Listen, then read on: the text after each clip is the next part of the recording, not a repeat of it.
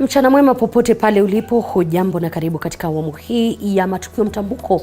Jina langu ni Elizabeth Mutuku, unawasiliana nasi kwa 22047 mitandao ya kijamii @TV47 Kenya pale Facebook na ukurasa wetu wa Twitter. Ukurasa wangu binafsi ukisalia L_Liza. Moja kwa moja ni kwa wakazi katika kijiji cha Piai katika mpaka wa kaunti ya Kirinyaga na Embu wamejawa na simanzi baada ya kupata mwili wa mwanamke asiyejulikana kwa umetupwa katika maeneo hayo. Kwa mujibu wa kazi ni kuwa huenda mwanamke huyo aliteswa kabla ya kuuawa, kwani macho yake yalikuwa ametolewa na mwili wake kumwagiwa kemikali. Wanakijiji hata hivyo wanashuku huenda mwanamke huyo akawa mwanadada aliyetoweka nyumbani kwao siku ya Jumapili. Kufikia sasa mwili huo bado haujatambuliwa, japo wenyeji ghadhabu wamebomoa nyumba zilizokuwa kwenye uwanja uliopatikana wakidai kuwa huenda alitumika na majambazi kutekeleza uovu. Wakazi hao sasa wametoa wito kwa maafisa wa polisi kuchunguza mauaji hayo.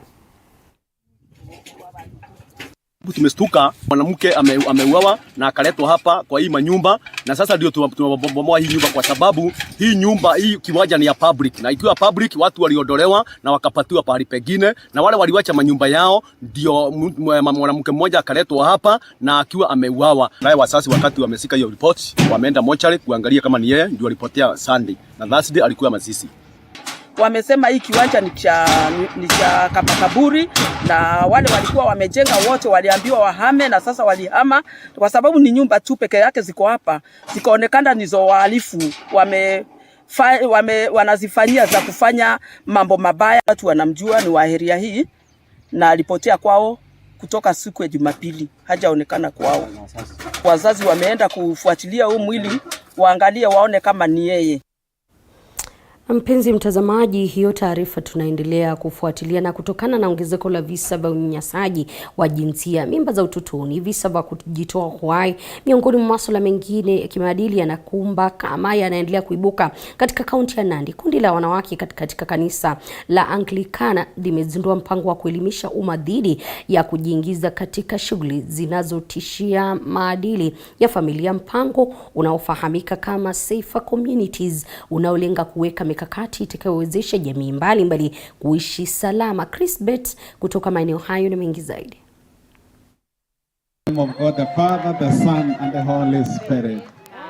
Ni uzinduzi ambao unalenga kupiga jeki vita dhidi ya dhuluma za kijinsia, unyanyasaji wa kimapenzi, wasichana wadogo kulazimishwa ndoa na masuala mengine ya kimaadili. Kaunti ya Nandi sawia na kaunti zingine humu nchini imeshuhudia ongezeko la visa vya dhuluma za kijinsia, ikiwemo kupigwa, kunajisiwa na dhuluma za kinyumbani tangu msambao wa virusi vya corona kuripotiwa humu nchini. The reports and statistics have been speaking about breakages of families and marriages, increase of suicides. The foundations of our communities in Nandi is being destroyed by gender-based violence, among other issues. Gender-based violence and domestic abuse is harmful and should be our concern as a church. Mara kwa mara imekuwa ni jukumu la serikali kupambana na tatizo la unyanyasaji, lakini sasa kanisa limeamua kuwa mstari wa mbele kukabiliana na swala hilo na kusaidia jamii kujitenga na visa hivi. The Safer Communities project seeks to identify and implement solutions that break the cycle of gender-based violence and domestic abuse. And this is in ability to promote the culture of safety within our communities in Nandi, which is of course the jurisdiction of the diocese. Viongozi akiwemo askofu wa kanisa la Kianglikana Diocese ya Kapsabet Daktari Paul Korir walisifia hatua hiyo na kusema kuwa jamii itapata kuishi salama. This is the same spirit that informed our ministry post-COVID when we were called to reimagine and to start to implement a project which we call Chipe Moyo. Tunataka focus ya usalama iwe ni mwananchi mwenyewe. Ndio maana tumeingiza mpaka food security ndani, kwa sababu tunataka kuangalia yule human individual. Instead of looking for forests in trees, we are now looking for trees in forests. Naibu gavana wa Nandi Yulita Mitei amesema kuwa kaunti ya Nandi tayari imeanzisha wadi katika hospitali ya rufaa ya Kapsabet ambayo itasaidia waathiriwa wa dhulma za kijinsia kupata matibabu na hata kuhifadhi ushahidi. We have a gender recovery unit, gender based violence recovery unit. Wale ambao wamebakwa ama wameumizwa, kuna team pale ambao wamefanyiwa training, wana connect, wana preserve evidence, alafu wana connect na police kwa ajili ya justice. Chris Bet, TV 47, County ya Nandi. Asante sana Chris Bet kwa taarifa hiyo. Namna baada ya rais kuhudhuria hafla ya kufuzu kwa makurutu wa NYS eneo la Gilgil, sasa anatarajiwa kufululiza hadi eneo bunge la Rongai kuzindua kiwanda cha NPK. Mwanahabari wetu Cheche Josephine yupo tisti katika eneo hilo na kwa sasa tunaungana na yeye mubashara atujuze mengi kuhusiana na hilo. Iwapo unanipata Cheche Josephine, taswira kamili kuhusiana na hilo. Elizabeth, ni kweli Rais William Ruto aliweza kufika katika eneo la Gilgil ambapo aliweza kushuhudia wale ambao ni makurutu wakiweza kufuzu eneo hilo, na hivyo basi kutoka kule ambapo bado yuko atakuwa akifululiza hadi hapa katika eneo bunge la Rongai ambapo atakuwa akizindua rasmi mpango wa makampuni ya Feti Plant East Africa hapa katika kaunti ya Nakuru. Na hivyo basi elewa kwamba ni kampuni ambayo inazalisha ile ambayo ni mbolea, na hivyo basi Kenya itajiunga na mataifa mengine ya Kiafrika ambayo itakuwa ikiweza kujizalishia mbolea, na hivyo basi ni swala ambalo litakuwa likisaidia wakulima. Ile kwamba wakulima wengi, taswira hapa ni kwamba wakulima wameweza kufika katika eneo hili ili kuweza kumuona yule ambaye ni Rais William Ruto akiweza kufika hapa ambapo atakuwa akizindua rasmi ufunguzi wa kampuni hii. Na hivyo basi ni kueleze kwamba kama nilivyokueleza ni kwamba kampuni hii inaweza tu kujizalishia mbolea na pia kuweza kuunganika na mataifa mengine kama nilivyokuambia hapo awali kuweza kujizalishia mbolea yao, ikieleweka kwamba ni mojawapo ya tawi ama tanzi ya ile ambayo ni mmea ambayo ni kampuni pia ya kuzalisha mbolea. Na hivyo basi tuko hapa tunasubiri tuone wakati ambapo Rais William Ruto atakapofika ni nini ambacho kitajiri. Elewa kwamba wakulima wana matarajio kabambe kutokana na hotuba atakayotoa katika eneo hili, ambapo pia kuna yale ambayo yaliendelea katika eneo la Gilgil ambapo kama nilivyokuarifu ni kwamba alikuwa akiweza kuona wale makurutu wa NYS wakiweza kufuzu hii leo. Na hivyo basi tunazidi tu kufuatilia swala hili, na arifiwa kwamba wakati hadi sasa Rais William Ruto atakuwa akifika wakati wowote kuanzia sasa, ambapo kila mmoja ameweza kujipanga kuketi ili kuweza kuona uzinduzi rasmi wa kampuni hii utaendelea vipi. Na hivyo basi Elizabeth, bila kupoteza wakati nitakuwa nikirejea ndani, manake tumetoka nje ili tuweze kuzungumza na watazamaji wetu, lakini wakati ambapo tutakuwa tukisubiri Rais William Ruto aweze kuzungumza ama aweze labda kuzindua rasmi kampuni hii ya Feti Plant East Africa. Hivyo basi niko hapa nitazidi kuwajuza kile ambacho kitajiri katika kaunti hii ya Nakuru katika eneo bunge la Rongai. Hivyo basi kwa sasa Elizabeth, chukua usukani wakati ambapo narejea pale ili niweze ama tuweze kumsubiri Rais William Ruto. Kwako Elizabeth. Asante sana Cheche Josephine kwa taarifa hiyo, na bila shaka tutakuwa tukifuatilia kujua mengi kuhusiana na yale rais atakuwa ameshughulikia na ameangazia katika kaunti hiyo ya Nakuru. Lakini kwingineko ni kwa gavana wa Kiambu Kimani Wamatangi amesema kuwa hatokubali kamwe kuvurugwa na mahasimu wake wa kisiasa katika utendakazi wake ili kuleta mabadiliko katika kaunti hiyo. Wamatangi ameyazungumza hayo wakati wa kutoa chakula cha msaada kwa waathiriwa wa mkasa wa moto katika eneo la Kihara Kiambaa. Alisema kuwa hatatishiwa kamwe na mahasimu wake ambao hawafurahi vita dhidi ya ufisadi na uongozi wake. Baadhi ya wanasiasa katika kaunti ya Kiambu wanampinga Matangi wakisema kuwa anafanya kazi kivyake bila kuwahusisha viongozi wengine. Vitu ile wanataka kuniwekelea hata wazidishe mpaka mwaka wa 2027. Ule mwananchi alinipatia kura, alinipatia kwa vile anataka maisha bora. Kama namna gani? Yes. Na mimi nimesema hiyo, hata mimi wananitukana huko, na mimi naweka hii masikio nyingine pande. Wanatukana hiyo weka pande hii. Mimi hiyo saa initishi. Kwingineko ni kwa balozi wa Marekani Meg Whitman na mezuru kaunti ya Kajiado kufanya mazungumzo na gavana wa kaunti hiyo Joseph Olelenku, mazungumzo ambayo yanapania kuhusisha jinsia kushirikiana katika kupambana na janga la kiangazi ambalo limeathiri pakubwa wakazi katika eneo hilo. team, USAID, USDA, and other agencies at the U.S. Embassy can work to help Kajiado along with other counties here in Kenya that have been so affected by the drought. And there's no question that your county is in the top tier of those who are suffering from loss of livestock, loss of food, loss of agriculture. So we feel very much for Kajiado County, and we're going to try to do everything we can to help. And the governor has a very clear plan for the county. I thought his 3-point plan, modulated pastoralism, towns, and others are very coherent and very easy for people like us to understand, which is a big help. Thank you. And I was particularly fascinated by his discussion on modulated pastoralism. I've had conversation with our community under the framework of citizen participation, and they are all now ready to embrace a new way of doing things, as opposed to the traditional way of livestock keeping. We want to see a possibility of diversification of our alternative livelihoods. In fact, alternatives going forward will be things like beekeeping, possibility of introducing chicken into our integrated school shamba system, and also encouraging the pastoral community to also do agro livestock business, so that there is an element of farming. So really, that is the direction we want to take. And in our conversation, we discussed with the ambassador that it will provide a fertile ground for partnership, and we look forward to them supporting that cause. Namna ni afueni kwa wakazi wa gatuzi la Nyamira, hasa watoto, baada ya idara ya jinsia, vijana na huduma za kijinsia ikiongozwa na mkurugenzi kubuni sheria zitakazoleta watoto ama zitakazowatetea watoto dhidi ya dhulma mbalimbali za kijinsia, kutetea haki zao bila kubagua huduma katika idara hiyo ama katika jamii hiyo. Idara hiyo leo imetoa mafunzo kwa wakazi kutokana na mswada huu uliopitishwa na bunge la gatuzi hilo, likitaka wakazi kutathmini katika ushiriki hewa umma, kikiongezea au kutoa sheria zinginezo zili kuupa nguvu zaidi mswada wenyewe.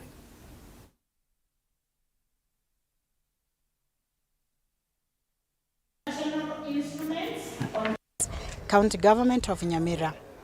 Leo hapa ninashukuru County Assembly yetu ambao imelete sheria ya watoto ambaye tuliandika, ambayo tumecustomize from national government, kwa sababu kila county inaangalia kuunda sheria ya watoto.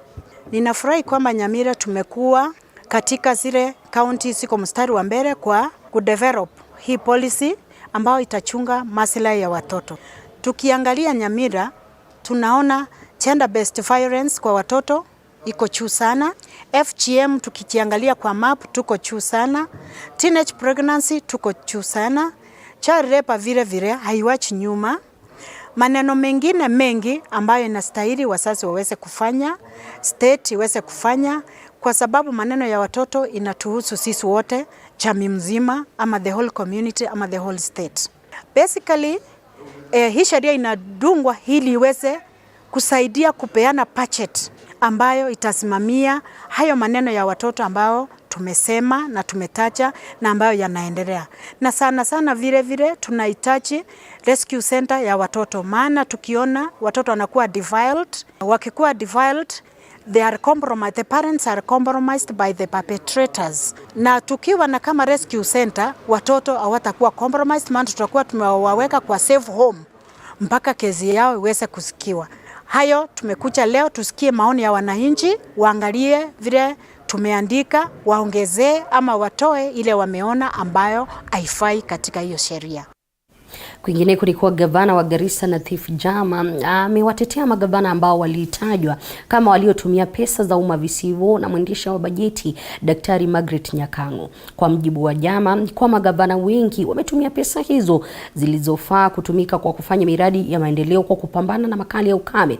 Akizungumza katika mjini Modogashe wakati wa kusambazaji wa chakula kwa familia 1000, gavana huyo aliwaonya maafisa wanaopokea na kusambaza chakula hicho dhidi ya upendeleo na wizi. Onyo la gavana Jama limetolewa siku chache tu baada ya kukamilika kwa shughuli za kuzitambua familia zilizoathirika zaidi na ukame. Control of budget. Sister wangu, we have a lot of regard and respect for you. Lakini hizi ripoti za kusema kwamba eti governors are not concerned or are not serious about development, tafadhali tunakuomba, you better come out and see what we are going through. Kama ungetaka kujenga whatever schools ama anything, you will not be able to do it because ujenge skuli na watoto hawako, they have all dropped out because of hunger. Of course development is a priority, but there are times when development becomes less priority. What becomes priority at that time ni mambo ya kupeana chakula, mambo ya to save lives. Naomba hii chakula itolewe vizuri, isiharibiwe, isiibwe wala isiporwe, kwa sababu mimi najua kwamba kuna watu wengine wamekuwa hodari sana kwa mambo ya kupora chakula ya.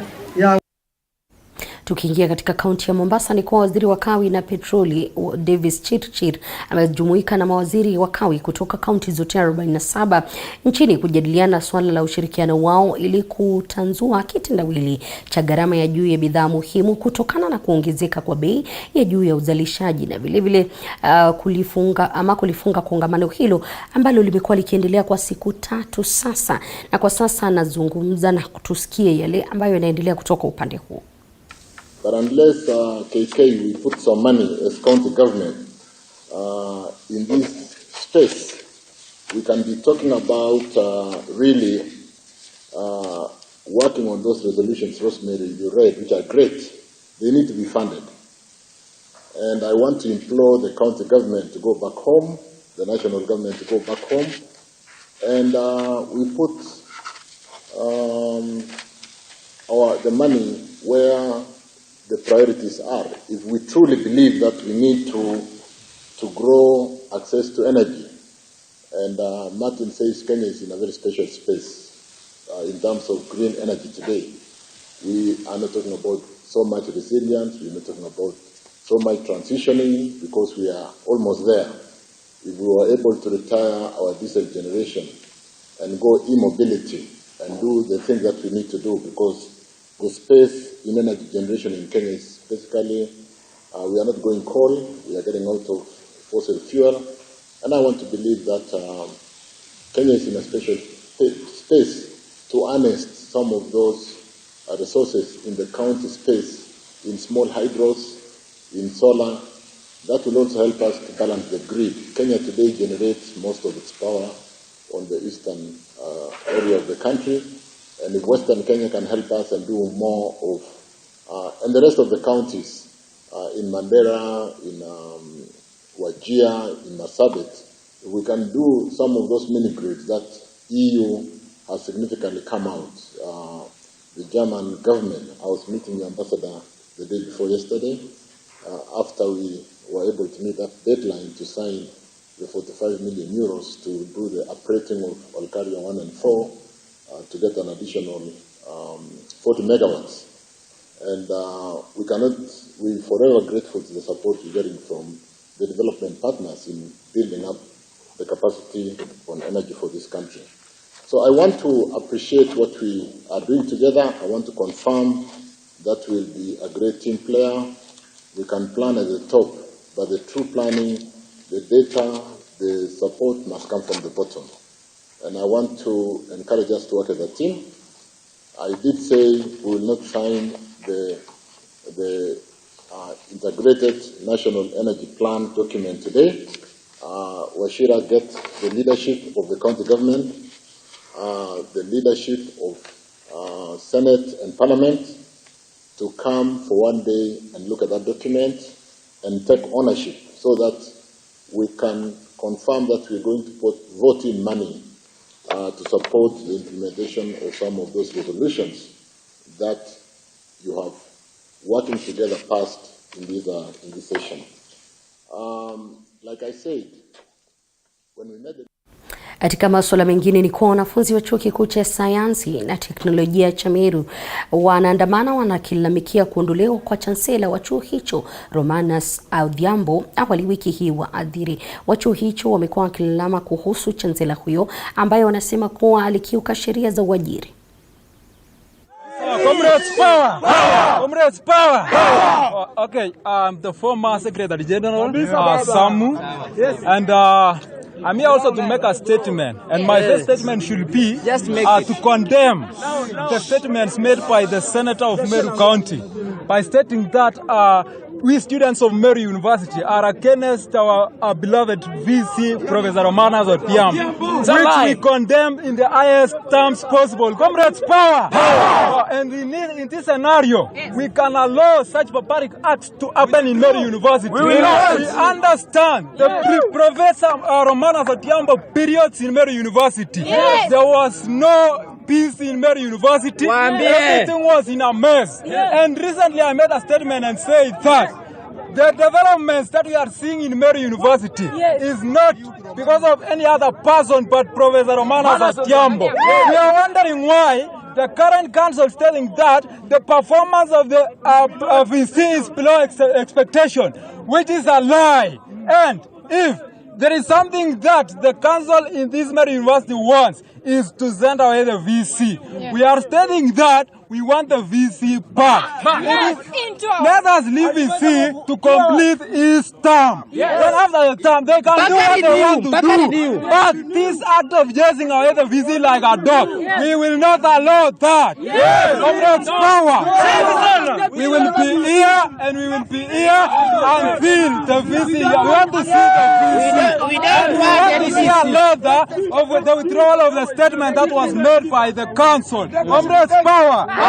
So let us stay here. Let us stay here and don't go home. And I urge everyone out there, come around and let us be together. This is not something about the tribal or what. It is about the VC. If you are staying there at home, remember most might go back to where it was before Professor Romanas Otiambo. Comrades, power! Power!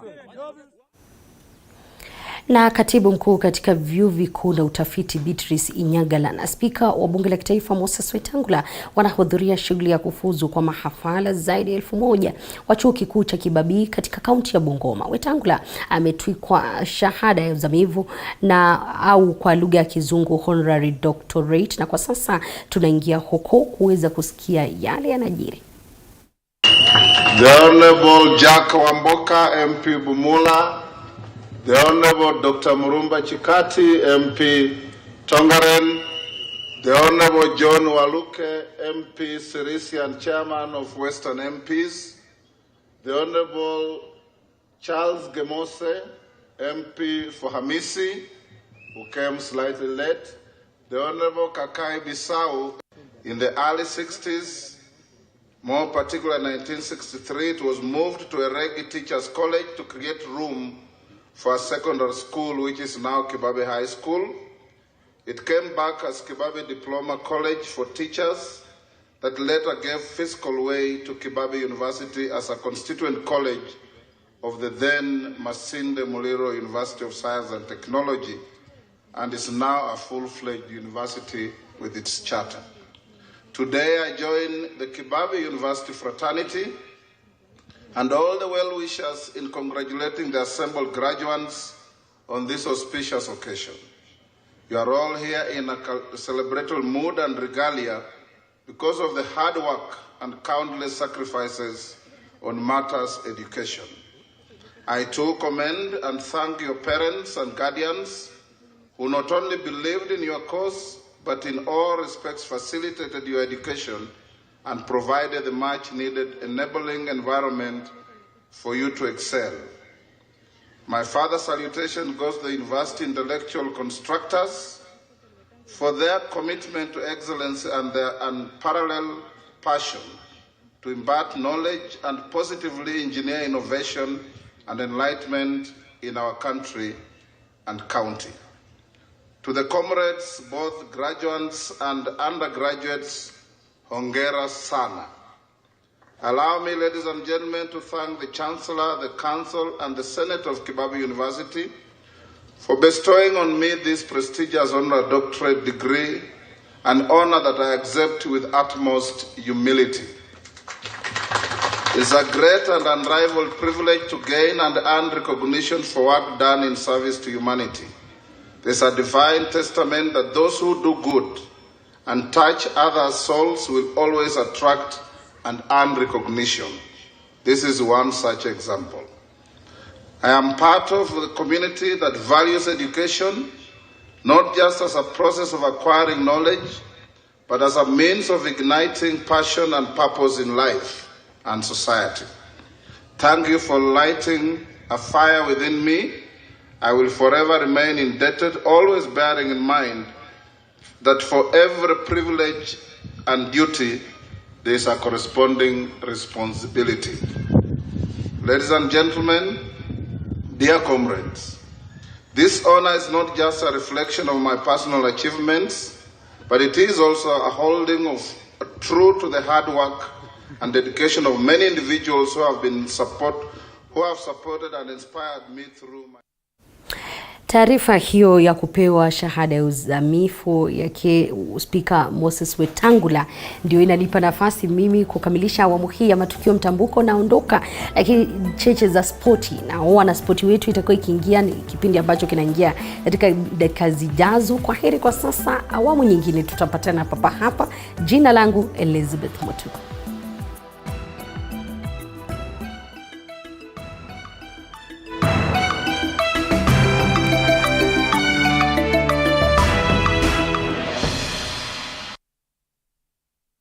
You are watching TV 47, the home of untold stories.